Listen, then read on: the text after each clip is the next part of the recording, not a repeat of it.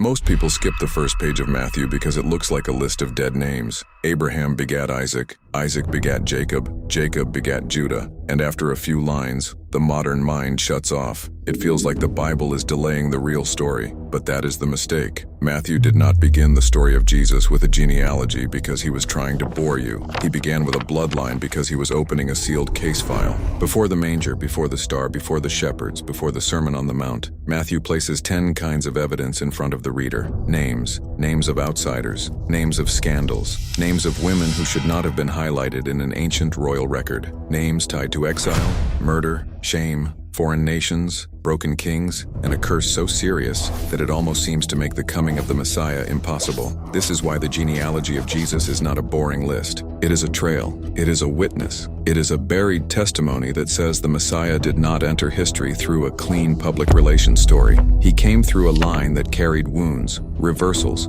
foreign blood, royal sin, impossible promises, and names most people still read past. Tonight we are going to open 10 forgotten names in the bloodline Jesus came from. And by the end, Matthew chapter 1 will not feel like a list anymore. It will feel like a door. Subscribe to the Buried Testament now, because this channel is built for people who know the Bible still has rooms most readers never enter. Every week we open the ancient texts, buried names, manuscript trails, and uncomfortable details that make familiar stories feel alive again. If you want that work on your screen, subscribe now. The names are the map, and the first one begins with a scandal. The first forgotten name is Tamar. Matthew does not simply say Judah became the father of Perez. He says Judah became the father of Perez and Zerah by Tamar. That is deliberate. In an ancient royal genealogy, you would expect the writer to keep the line clean, male, formal, and honorable, but Matthew names Tamar. And once you remember her story, the first chapter of the New Testament becomes dangerous. Tamar is not introduced in Genesis as a queen.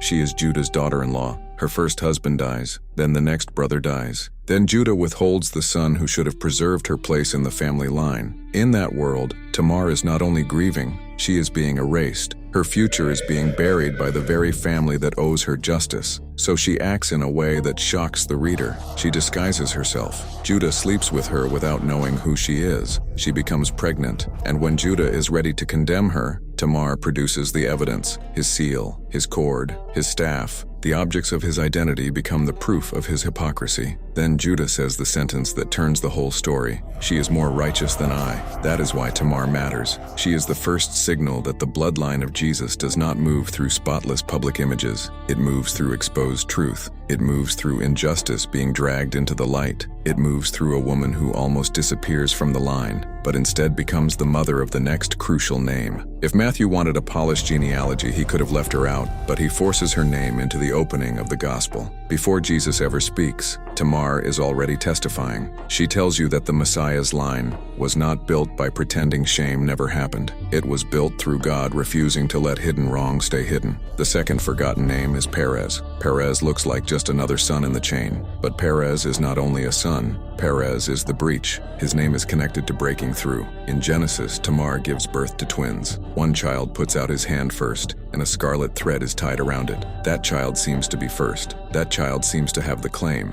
but then the hand goes back. The other child breaks out first, and that child is Perez. The line of Jesus comes through the child of reversal, the child who was not supposed to be first, the child whose birth feels like a disruption. That is not a random detail. The Bible keeps returning to this pattern: Isaac over Ishmael, Jacob over Esau, Judah over his older brothers, Perez breaking through ahead of the child marked first. The obvious line is not always the chosen line. The public claim is not always the divine path. The person marked first by human eyes may not be the one through whom the promise actually moves. Perez reveals that the bloodline is not fragile in the way people think. Human disorder does not cancel it. God can carry the promise through a breach. God can turn the child of scandal into an ancestor of the king. God can make the part of the story you would hide become the part that proves his hand was there. The third forgotten name is Rahab. If Tamar shocks the genealogy from inside the family, Rahab shocks it from outside Israel. Matthew says Salmon became the father of Boaz by Rahab. That one sentence carries an entire city in flames behind it. Rahab is the woman from Jericho. She is not born inside Israel's covenant family. She is not a priestly daughter.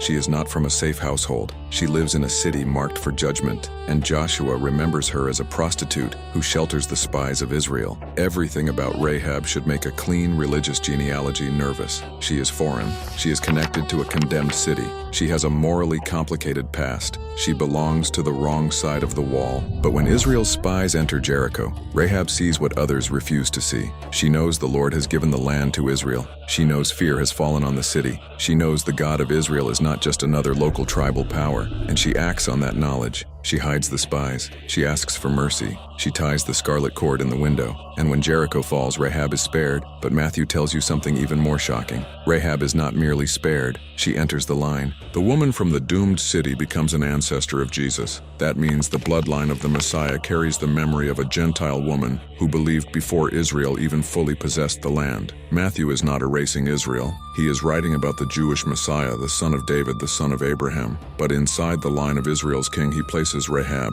The outsider is not kept at the edge of the story. She is built into the ancestry. Rahab reveals that the bloodline Jesus came from had already crossed the walls of Jericho, long before Jesus told his disciples to go to the nations. If you are following the names, write names in the comments, not as noise, as a marker. Because this video is not about trivia, it is about proof. Tamar exposes hidden injustice. Perez reveals the breach. Rahab brings the outsider inside. And the next name makes the bloodline even more unsettling. The fourth forgotten name is Ruth. Ruth is familiar to some people, but most do not feel how dangerous her name is inside a messianic genealogy. Matthew says Boaz became the father of Obed by Ruth. Ruth is a Moabite. That word matters. Moab is not just a random foreign land. Moab carries an old and uncomfortable memory in Israel's scriptures. Its origin goes back to the disturbing story of Lot's daughters. Later, Moab is connected to hostility, temptation, and exclusion. So when Matthew names Ruth, he is not just adding a sweet romance from the Old Testament. He is placing a Moabite woman in the bloodline of Jesus. And Ruth does not enter that line through power. She enters through loyalty. Her husband dies. Her future disappears. Naomi tells her to go back. But Ruth clings to Naomi and says the words that have outlived empires. Where you go, I will go. Your people will be my people. Your God will be my God. That sentence is the hinge. Ruth's bloodline is not Israelite by birth, but her allegiance moves her into Israel's story. She comes to Bethlehem as a widow,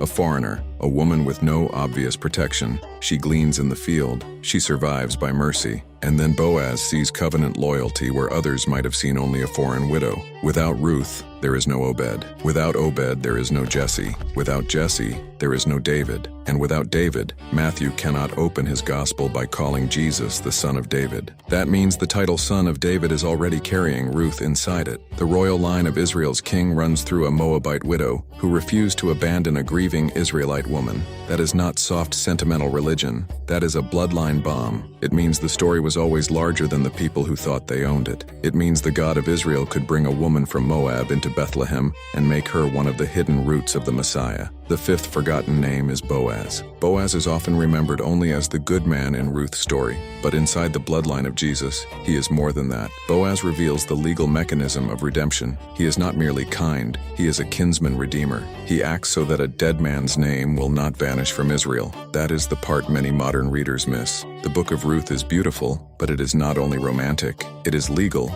it is genealogical. It is about land, name, inheritance, widowhood, family duty, and the rescue of a line that could have ended in silence. Naomi returns to Bethlehem emptied. Ruth gleans as a foreign widow. The family future looks dead. Then Boaz steps into the gate. The city gate is not scenery. It is the place of witness. It is where legal matters are settled. Boaz does not rescue Ruth in a vague emotional way. He redeems the situation publicly. He secures the right. He takes responsibility. He restores a name. That is why Boaz belongs in the bloodline of Jesus. He foreshadows redemption as more than a feeling. Redemption costs something. Redemption enters the legal record. Redemption takes the vulnerable person and gives them a future. When Matthew says Boaz became the father of Obed by Ruth, He is compressing an entire theology of redemption into one line, and this prepares you for something Matthew will do later. Joseph is not the biological father of Jesus in Matthew's birth story, but Joseph is the legal son of David's line.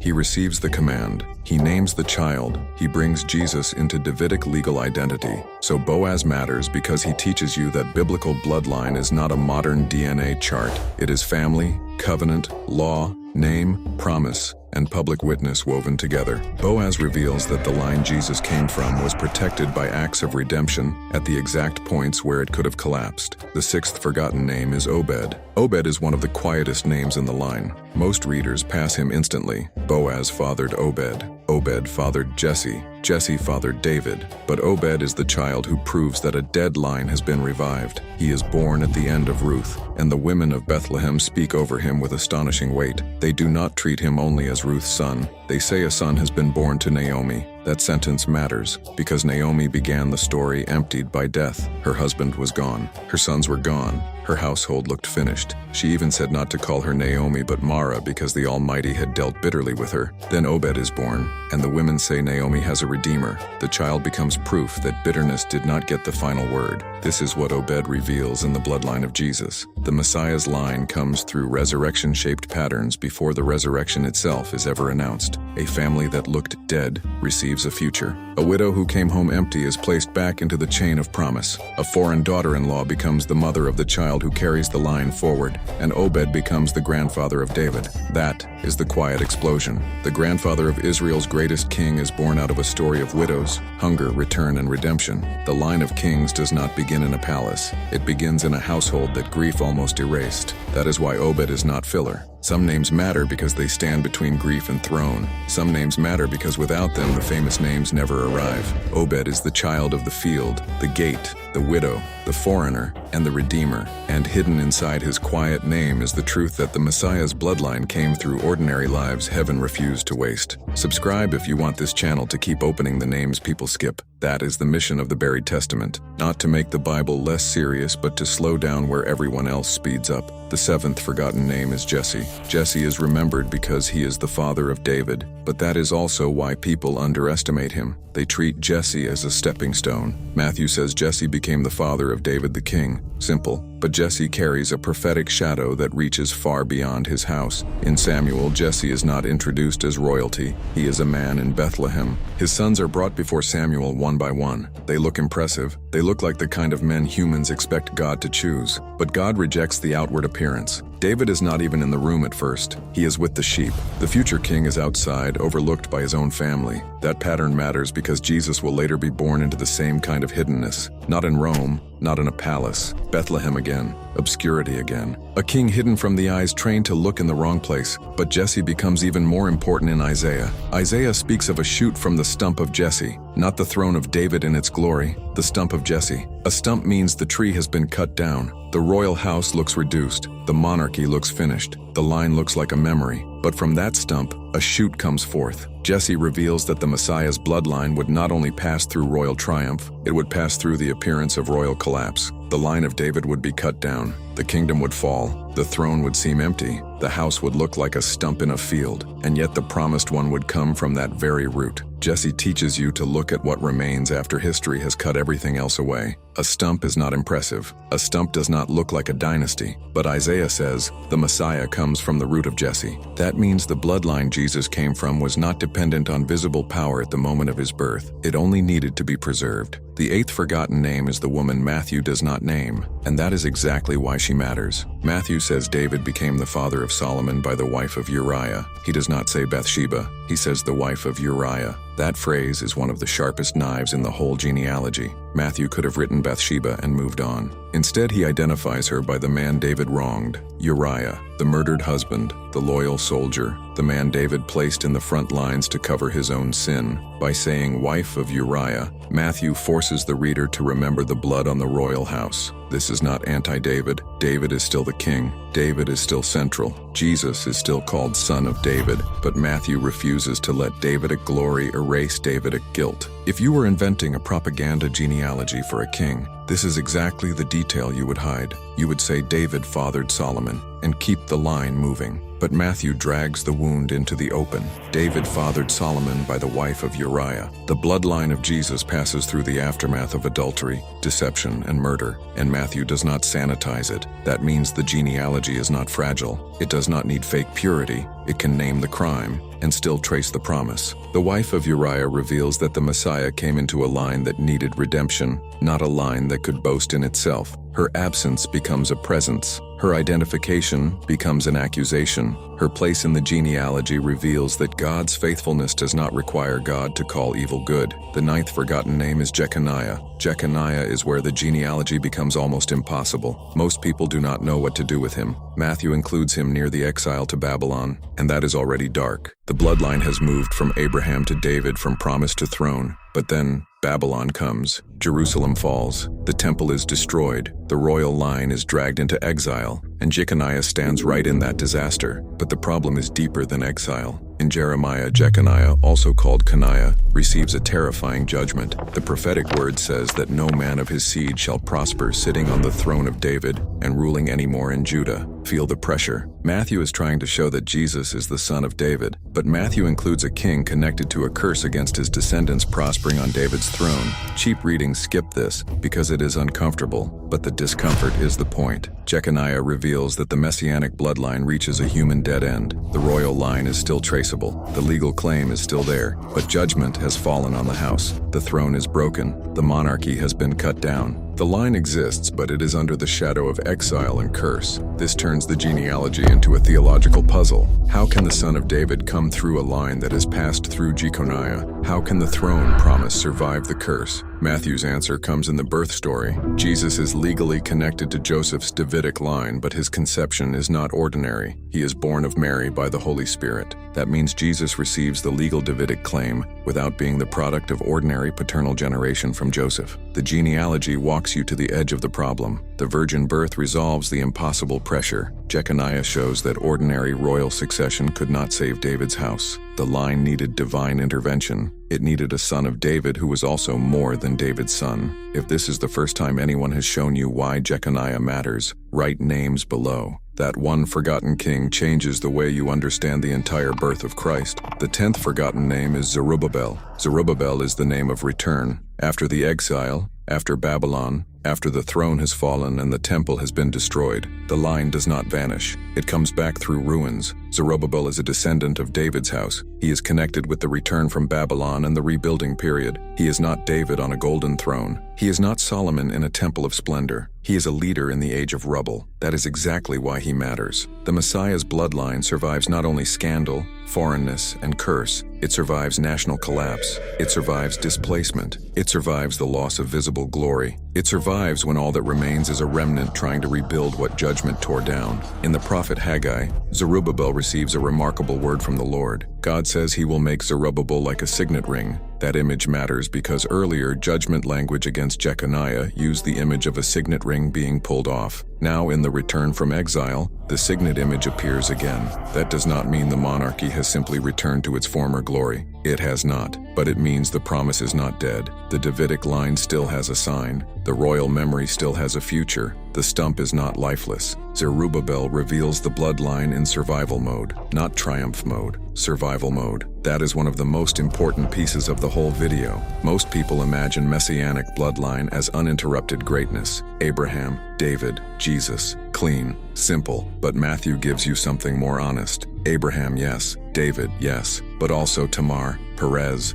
Rahab, Ruth, Boaz, Obed, Jesse, the wife of Uriah, Jeconiah, Zerubbabel. The line moves through breach, rescue, widowhood, foreignness, murder, curse, exile, and rebuilding. Zerubbabel stands near the end of that long collapse and says the line is still breathing. Not because human kings protected it perfectly. They did not. Not because Israel never failed. It did. Not because the record is clean. It is not. The line survives because the promise is stronger than the people carrying it. Now step back and look at the whole pattern. Tamar shows that hidden injustice cannot erase the line. Perez shows that the promise can break through reversal. Rahab shows that mercy can bring the outsider inside. Ruth shows that loyal love can graft a forbidden nation into the royal story. Boaz shows that redemption has legal force. Obed shows that grief can become future. Jesse shows that the root can survive when the tree is cut down. The wife of Uriah shows that royal sin cannot be hidden from the record. Jeconiah shows that the line passed through curse and exile. Zerubbabel shows that the promise returned through ruins. That is not a random list. That is the gospel before the gospel. Matthew has not yet described the cross, but the genealogy is already preparing you for it, because the cross will also look like scandal,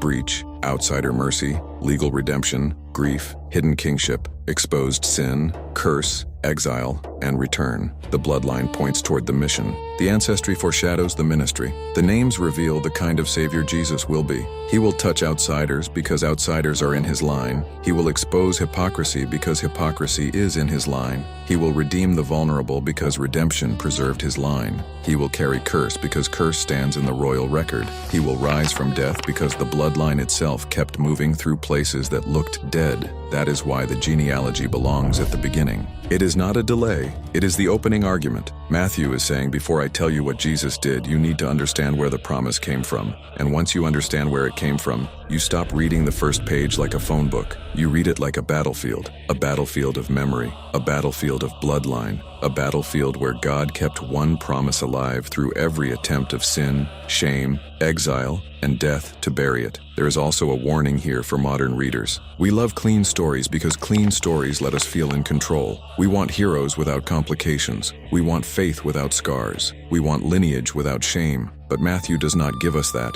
Matthew gives us names, and names are dangerous because names remember. They remember what happened in tents, city walls, fields, gates, palaces, battlefields, exile roads, and ruined temples. They remember who was wronged. They remember who was spared. They remember who was overlooked. They remember who failed. They remember who returned. That is the power of a genealogy. It is not only a record of who fathered whom, it is a record of what God refused to forget.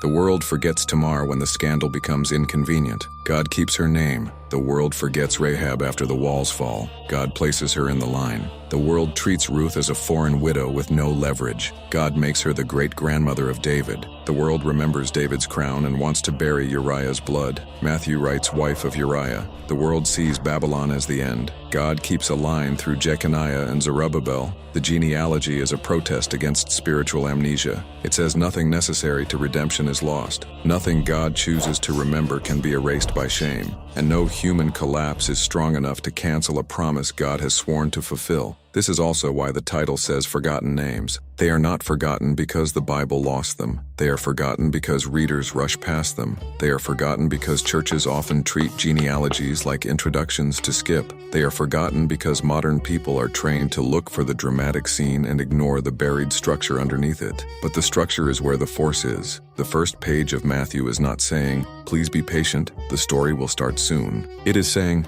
the story already started centuries ago and every name is evidence. Once you understand that, the birth of Jesus becomes heavier. Joseph is not just a confused man in a Christmas scene. He is standing at the end of a damaged royal line. Mary is not just a young woman in a private miracle. She is the place where the promise enters history by the Holy Spirit. The child is not just a baby. He is the answer to Abraham's promise, David's throne, Ruth's loyalty, Boaz's redemption, Jesse's root, Jeconiah's problem, and Zerubbabel's return. That is why the angel says he will save his people from their sins, not entertain them, not flatter them, save them. Because the bloodline itself has already shown the need. Sin is in the record, shame is in the record, exile is in the record, death is in the record, and Jesus enters that record to redeem it from the inside. If you made it to the end, write names in the comments. Not because this channel needs empty comments. Write it because you now know the names were never empty. Write it because Tamar, Perez, Rahab,